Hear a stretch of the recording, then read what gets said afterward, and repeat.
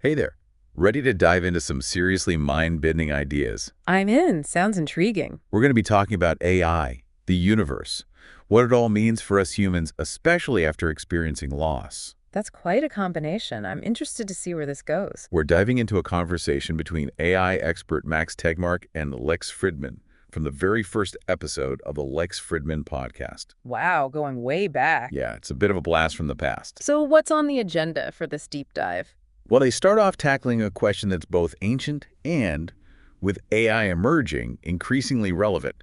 Are we alone in the universe? A classic. And I bet with AI in the mix, there are some new perspectives to consider. Right. And Tegmark's take on it really surprised me. He suggests that in the vastness of the observable universe, we might be the only ones who've reached this level of technological complexity. Really? That's a bold statement. Most scientists seem to think it's the opposite, that it's statistically improbable we're alone. I know, right? But he sticks to his guns, even jokes. And I love this, that we could be the only ones who invented internet radio. It's a funny image, but it underscores a point he makes seriously.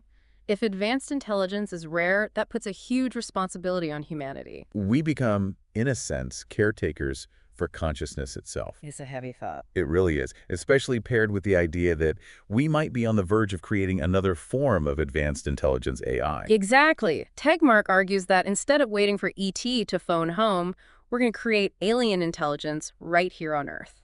It's funny you should put it that way because he actually uses that analogy. Yeah. But he also stresses that these AI minds won't necessarily be like us at all. How so? Well, he says that the space of possible AI is just too vast to assume they'll think or feel the way humans do. So even compared to, say, our relationships with animals, AI is a whole different ballgame. Exactly. Do you elaborate on that? Think about it. Biological evolution has shaped us with very specific drives, survival instincts, fear, the need to pass on our genes. But AI doesn't have those built-in limitations. Right. It wouldn't experience death or fear in the same way we do. Okay, so walk me through this. Are we talking about potentially creating something that's indifferent to things that are fundamental to the human experience? It's possible. Yeah. And it gets even wilder. Imagine an AI that can instantly download knowledge. Learning a new language wouldn't be years of study, but more like a software update.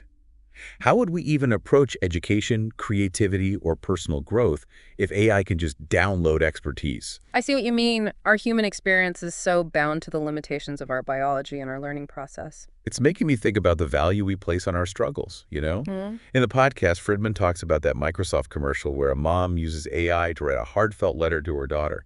It's sweet, but wouldn't it feel different to receive that letter knowing a machine wrote it? That's exactly the point they're both grappling with. Would we lose something essential about what it means to be human if we outsource those experiences, those efforts to connect, to AI? Especially if AI ends up changing the very definition of intelligence itself. Tegmark suggests that maybe Homo sapiens, wise man, isn't the right label anymore. Interesting. So what does he propose instead? He proposes Homo sentiens, feeling man. Feeling man? He believes that even if AI surpasses us intellectually, what makes us unique is our capacity for subjective experience, for love, for connection. These are things AI might not replicate in the same way. And that really makes you wonder, in a world with AI, would those qualities become even more important? Would we start to value those uniquely human experiences even more? And how would that change the way we interact with each other or even cope with loss? It's interesting you bring up loss because that very personal experience is deeply intertwined with how we understand ourselves in the face of these massive changes AI might bring. It's true. I've been thinking about it a lot lately, especially since losing both of my parents. It's made me reflect on what really matters, what we leave behind. And it's interesting, Fridman actually opens up about the loss of his parents in this episode, too. He does, yeah. It kind of took me by surprise, actually. And he talks about how his parents, even towards the end of their lives, focused on what they could still do, the things that brought them joy. They didn't dwell on limitations. Yeah, there's a powerful lesson in that for all of us. Definitely. To live intentionally, to make each moment count.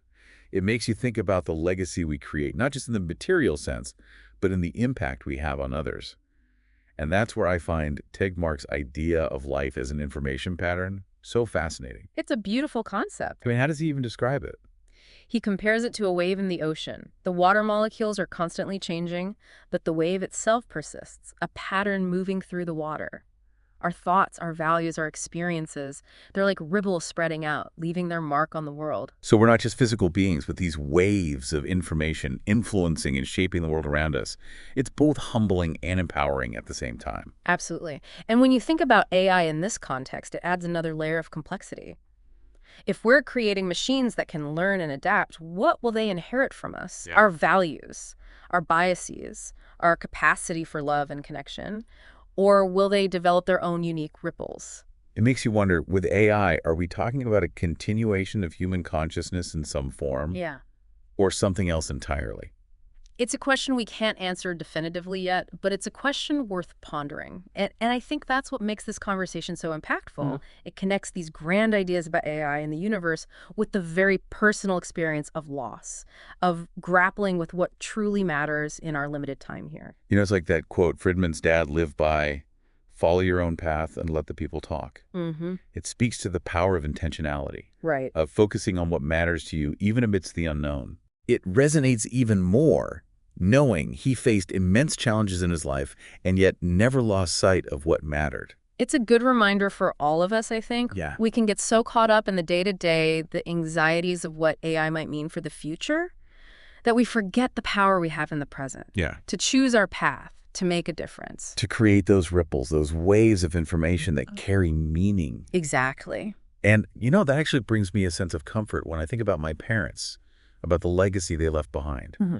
It's not just about what they achieved, but the way they lived their lives, the kindness they shared, the impact they had on others. Right. Those ripples, they're still spreading. It's a beautiful way to think about it, and it ties into what both Tegmark and Fridman seem to find solace in the power of human connection, the pursuit of meaningful work. Yeah. They both emphasize the importance of asking ourselves why we do what we do, what gives our lives purpose, what kind of mark do we want to leave on the world? It's a question we all grapple with, but it takes on a new urgency when we consider the potential of AI, the vastness of the universe, and the fragility of our own existence. Absolutely. It makes you want to live with intention to make every action, every interaction count. Absolutely.